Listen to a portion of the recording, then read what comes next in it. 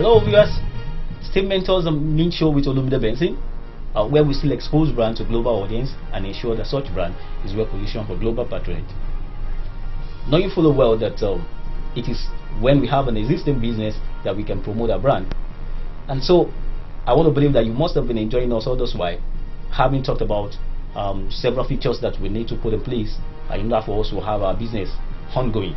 And so today we will be focusing on a very sensitive issue with respect to businesses, and of course it is as a result of this very issue that this show came into being. In other words, it means to say that this very sensitive issue is a pivot for this show. So in this very view, we will be talking about no any other thing but brand positioning. Now, for every business, either we are aware of it or not, there's always a perception about us with respect to our customer, with respect to our market, and that's what has brought about the word brand. So which means that every organization, every product, every services, every personality is a brand on its own. And so today we're going to be taking our time to deliberate and then throw a bit of light on what brand is, so that we can now understand why we need to position our brand, or how we can position our brand. Now, for me to better explain brand, I need to first of all go into the history of brand to give us a good an in-depth understanding of what brand is all about. Now, record has it that branding has been with man as far back as 2700 BC, which is before the Common Era, and record also has it that branding actually started from Africa and Egypt precisely. Branding started as a result of the fact that some livestock creators were looking for avenue to be able to deter theft, in terms of the fact that the livestock sometimes gets mixed up or get missing between the livestock creators. So as a result of that, the livestock creator felt that the only way through which they can be able to identify their own livestock is to find a way of giving a particular mark on each livestock, so that each owners of livestock or each rearers of a particular livestock can be able to differentiate his or her own from that of the other. And that was how the first mode or the first style of branding came into being, when a hot iron was always used to create a kind of mark or a brand on each livestock, so that the livestock area A can have a way of differentiating his or her own livestock from livestock area B. Now, ordinarily for a layman, when you talk about brand, a layman with subconscious brand is the identity. Identity in the sense that maybe the company logo, talking about the packaging, talking about the color and stuff like that, which was actually what the livestock area was actually trying to do at that point in time. They were just trying to be able to look for a physical way of distinguishing one livestock from another. But over time, record has it that the consumers of this livestock who come to patronize the livestock area, who buys the livestock area from the livestock area, realizes that when they buy a particular livestock area, take for instance a livestock is brought from livestock area A, and then another one is bought from livestock area B, it was discovered that over time each livestock has a way of creating a different satisfaction from the other livestock. So oftentimes that now gave the consumers, or this buyers or the patronizers, a way of identifying which we give the best or the better satisfaction. So having known that livestock area A with brand with his own brand has a way of giving a better satisfaction, and that was what brought about what branding is professionally that we see today and we call branding. And that's why the father of advertising, in person of David Ogilvy, was able to define brand, and he said brand is the intangible sum of a product attribute.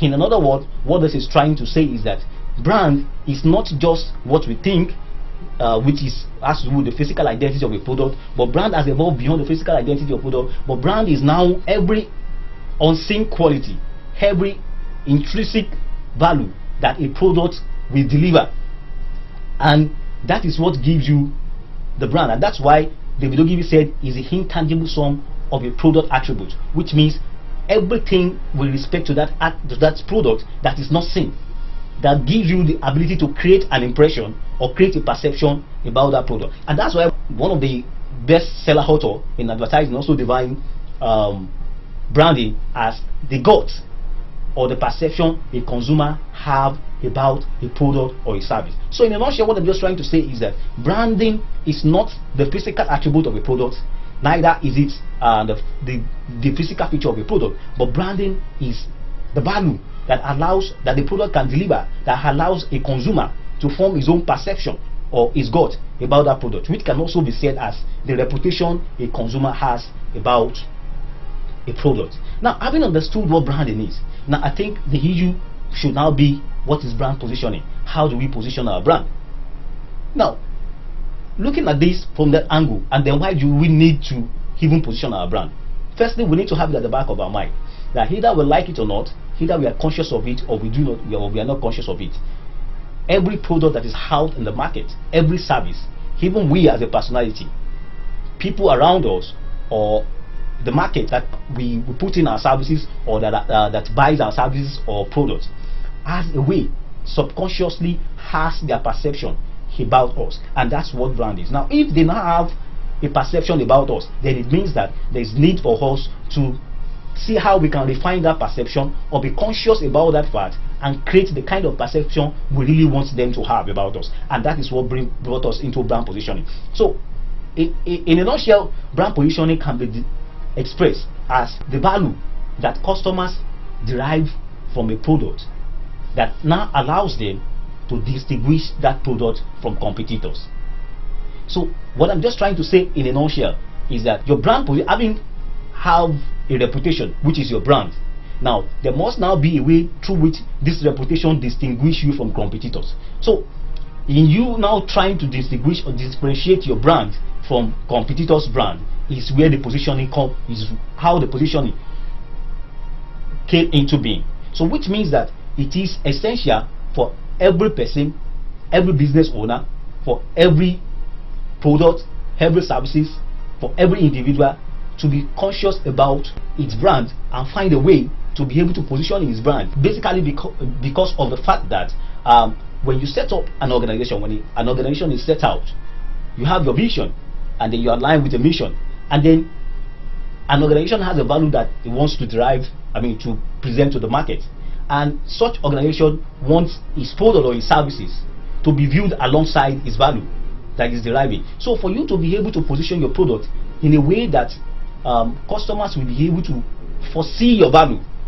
through that positioning, then there's need for you to find an effective way to be able to position your brand. Now, position your brand will only require that you find a way to communicate the unique selling point of that product to your target audience. Then how do you now communicate this unique selling point to your target audience? And that's why we are here for you. Communicating your value to your target audience now requires that you employ several marketing mix at every point in time to be able to inform and educate your market audience about your product. And that's basically what brand positioning is all about. And as a result of this, I want to believe that you see the need to want to come on board for us to help you at every point in time to be able to position your brand in order for us to be able to educate your market about your product, which will allow you to be able to create a first-hand image or reputation about your product, so that when customers assess your product, they'll now be able to align your value. They'll be able to align the perception with the value that your product is deriving. So what I'm just trying to say in a nutshell is that oftentimes business owners have a particular intention in mind, which they believe that such intention will help the market to create a perception about them.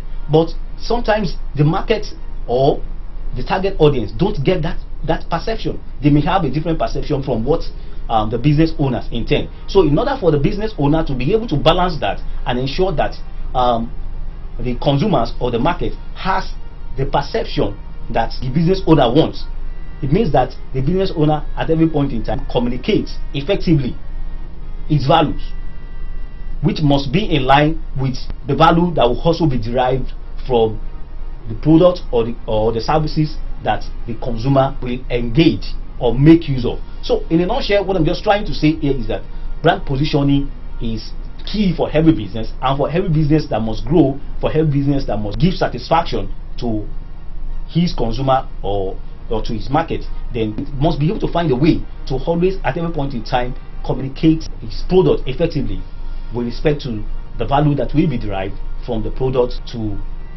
the consumer. So this is all about brand positioning, having at the back of our mind that brand positioning is one thing that is key, that will position our product and be able to help us differentiate our product from competitors, knowing fully well that the market is a competitive market, that for every product we have, it is also a product that others are involved in. So at this point, we'll join the curtain on this very view. Of course, we'll still be continuing on our view, and we'll be talking about some other sensitive issues that we need to put in place with respect to running our businesses. So for you to be able to get a first-hand information as regards our next view, we'll appreciate you subscribe to our YouTube channel, and then you can always send us your comments with respect to all that we have discussed so far, either through the YouTube channel or through our social media handles. You can always get us on mentorsminttv on Facebook. Same you can do with Instagram, and same you can do with LinkedIn, and same you can also do with Twitter. Stay safe. Cheers.